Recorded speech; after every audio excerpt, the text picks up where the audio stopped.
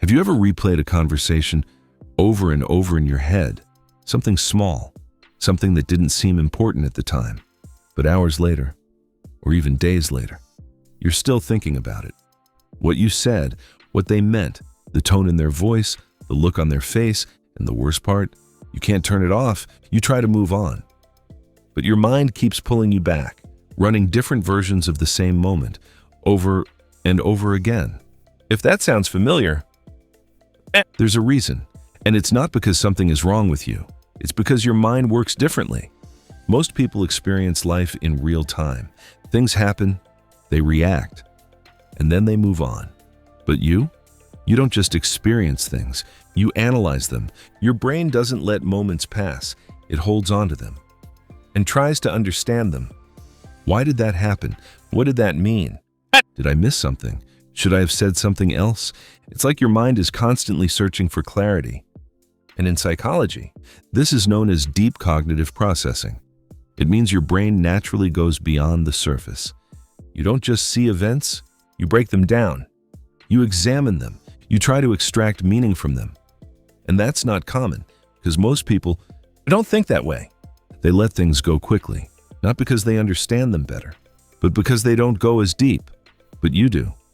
And that creates a very different experience of the world.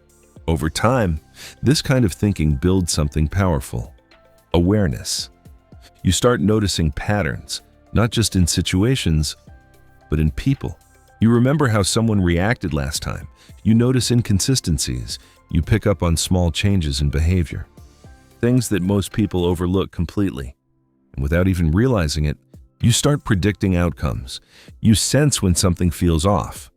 You can tell when someone isn't being genuine. You notice tension before it's obvious, because your brain has been quietly collecting data for years. But there's a downside, because the same mind that helps you understand things deeply also makes it harder to let things go. Your brain doesn't like unfinished thoughts. It doesn't like uncertainty, so it keeps searching for answers, even when there aren't any. And that's where overthinking starts to feel heavy, because you're not just thinking, you're looping, replaying the same moment, trying to get a different outcome, trying to find something you missed, trying to feel resolved. And the problem is, your brain doesn't know the difference between reflection and rumination. Reflection helps you learn. Rumination keeps you stuck. One moves forward, the other goes in circles. And when you're stuck in that loop, it feels like your mind is working against you. But here's what most people never understand. Overthinking isn't random. It usually shows up in people who are highly self-aware, emotionally sensitive, deep thinkers, detail-oriented, because your brain is designed to process more, to go deeper, to question things instead of accepting them. Think about it. Most people hear something and move on, but you hear it and think about what's behind it, the intention, the meaning, the context, and over time, that builds emotional intelligence, because you start understanding not just what people say, but why they say it. You become better at reading people, better at understanding situations, better at seeing things from different perspectives.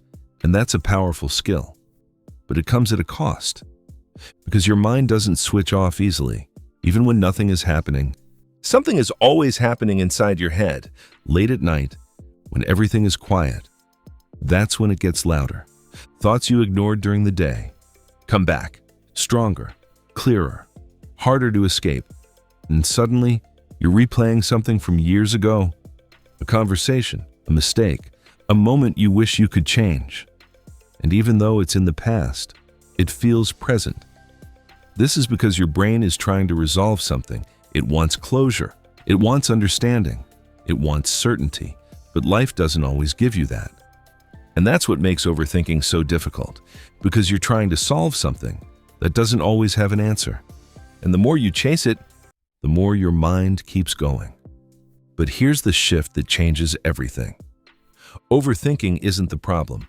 Uncontrolled overthinking is, because the same mind that replays everything is also capable of incredible clarity, insight, understanding, growth. The key is learning when to stop, not by forcing your thoughts away, but but by recognizing when thinking is no longer helping you, when you're not learning anymore. You're just repeating, because there's a difference between "I'm trying to understand this" and "I'm stuck in this." And once you can see that difference, everything changes. Your mind becomes quieter. Not because you think less, but because you think more intentionally. So if you overthink everything, if your mind is always active, if you replay moments long after they're over, you're not broken, you're not weak, and you're definitely not alone. You just have a mind that goes deeper than most. And when you learn how to guide it instead of fight it, that's when it becomes your greatest strength.